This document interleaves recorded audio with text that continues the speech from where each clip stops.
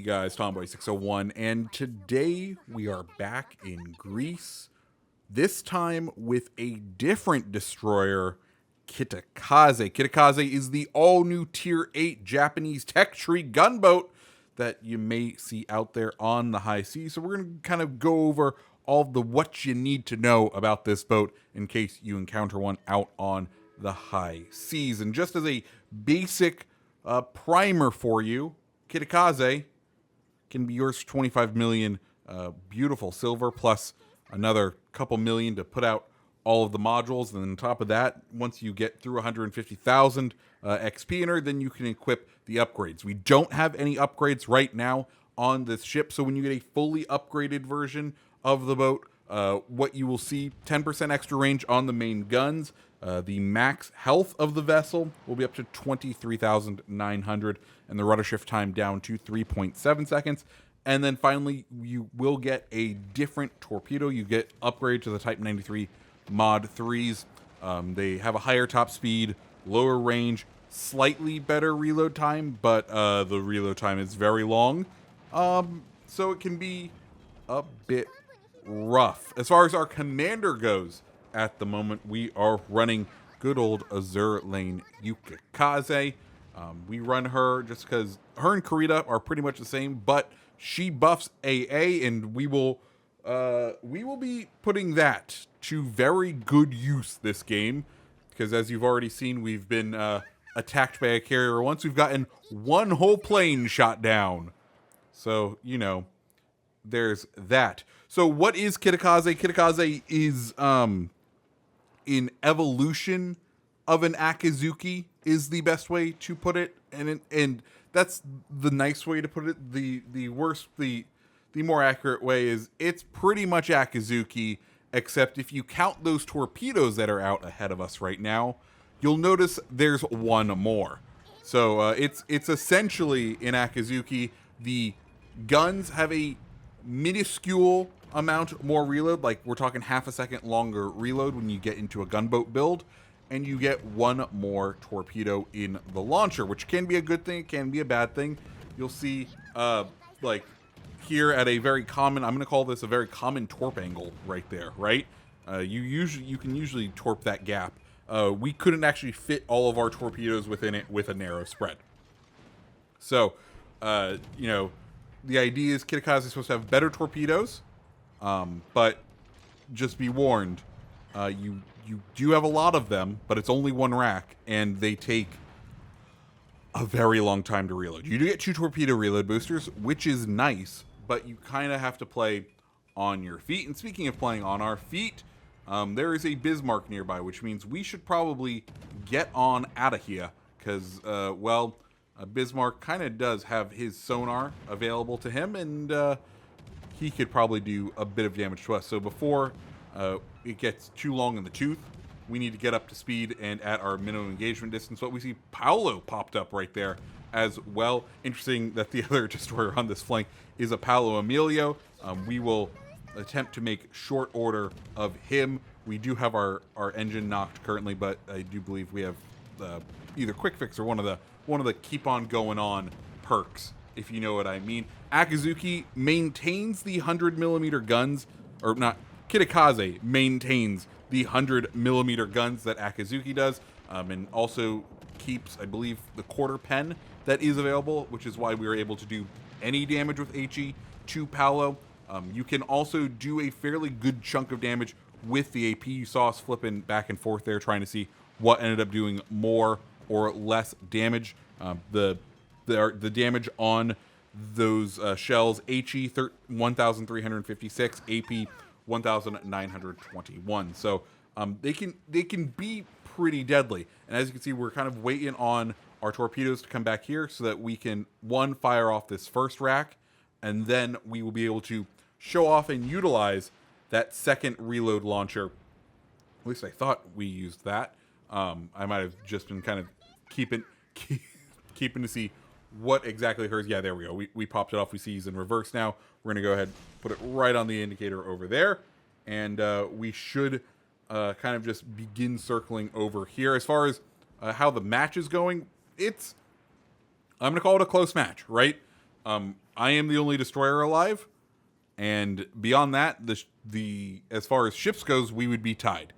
And then they have a couple more caps than we are, but we want to get this Bismarck. Once we get this Bismarck down, we should be able to kind of head on into A, and from there be able to get ourselves the cap advantage. Torpedoes coming in on Bismarck. We're going to go ahead, knock him out of the match to get our first ship sunk, since we didn't end up getting the Paolo down. And now we can kind of make our way into A and see if we can get our range over on to Maine. Maine, of course, did get a little buff this past update, which is kind of nice. I've been kind of messing around with her. She definitely does feel a little bit more tanky than she does. But one thing that I guess I forgot about Maine, she does feel substantially less accurate than I remember her. And I don't know if that's me running Azur Lane New Jersey on her at the current moment, or if I just kind of forgot the part where Maine was notably less accurate than Montana, and I had just gotten used to Montana and Kansas as far as my benchmark mentally for what American BBs are like. Anyways, we have this nice island cover here. We do have to be a little bit careful, just because we can get a line of sight through what I'm going to call the Dragon's Teeth, this kind of formation right here. We can end up getting spotted. As you see, we popped up right there. Kind of caught the attention of the Maine right there. We're going to go ahead and deploy our smoke, because we do have enemy fighters coming in on us. And of course, they are going to be able to keep us spotted. We kind of want to drop off, and this Maine has plenty of health for us to go ahead and farm. Thankfully, the bombers do end up missing us on that one. We're going to flip over to the AP, because we got to fire it. Let's see. We're going to kind of experiment, see what the AP does, because the AP can be nasty, especially when it hits. We do just have to make sure it hits up in that superstructure. We can see we're getting a couple of hits here and there, but we're not hitting our marks quite yet. There we go. Now we're getting a couple of salvos in right where we want it. We do have to be careful, because if he moves too far forward, we're going to start hitting our shells on the top of that island. But Maine looking fairly low as far as health goes.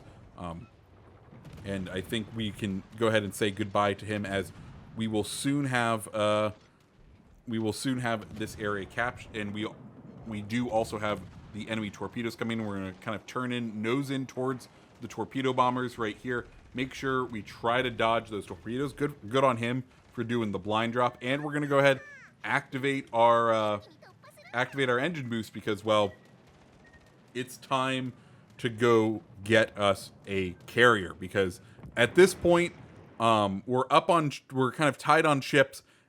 And I think the most effective thing we could do is go after that carrier. And the reason I say that is that carrier has been, I'm going to say, paying attention to us for a good portion of this match, as he should be. We are a very powerful piece, a very deadly piece, and one piece that his team no longer has, because they went down. So for us, it's a good call on him to keep on dogging us. We don't have much health. If we try to go out and influence the match via torpedoing or shooting the rest of the enemy ships, there's a significant risk there for us, right? We don't have any more smoke, so we can't hide in smoke and shoot. Instead, we would have to use concealment of an island in order for us to get shells off. There's a couple of issues with that. One, if you noticed before, we do tend to have very flat firing arcs, which is good for when you're dealing with destroyers at long range, but it means it's kind of hard to arc over islands. And more importantly, because we have a carrier abound, he will be able to spot us fairly easily and keep us lit, so he would be able to easily nullify that island concealment. And if we're using the island in a static form, we would also probably be a fairly easy target for the carrier. So I think the best call at this moment is to kind of press the advantage, and it does get a little rough in Kitakaze. I don't know if you've noticed our speed, but even with the engine boost, we're not exactly quick, right? We activated our engine boost, yes, from a stop, in the middle of A. Look how far it's gotten us on the map. Not exactly the great distance I would have hoped in order to get to get on an engine boost. And it's just kind of something that rolls over from Akizuki. Is, you know, these ships, they have great DPM, they have very powerful torpedoes. What they give up in order to have the rest of the picture is that speed and maneuverability. They are long, slow turning boats, and they are not fast, as Baymax says. I am not fast. So we're gonna go ahead, put some rounds downrange in Shikaku, see what is going to be the more beneficial round to put towards them. We're gonna launch our first set of torpedoes.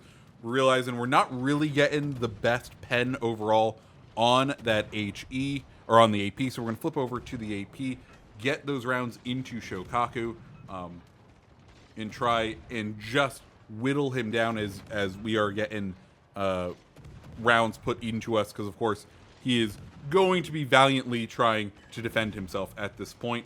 And at this point I do see his torpedo bombers coming up, which are a fairly big threat to us, so I'm gonna go ahead, pop our other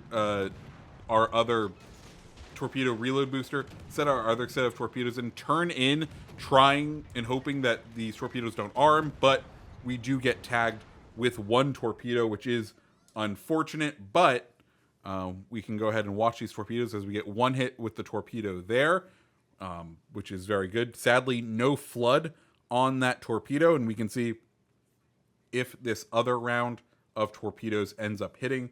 But as we do that, I will say, guys, that's been Kitakaze.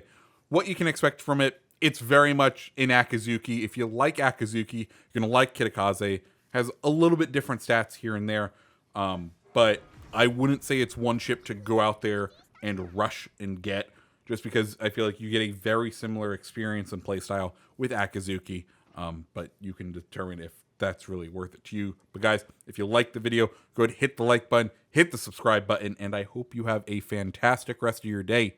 See ya.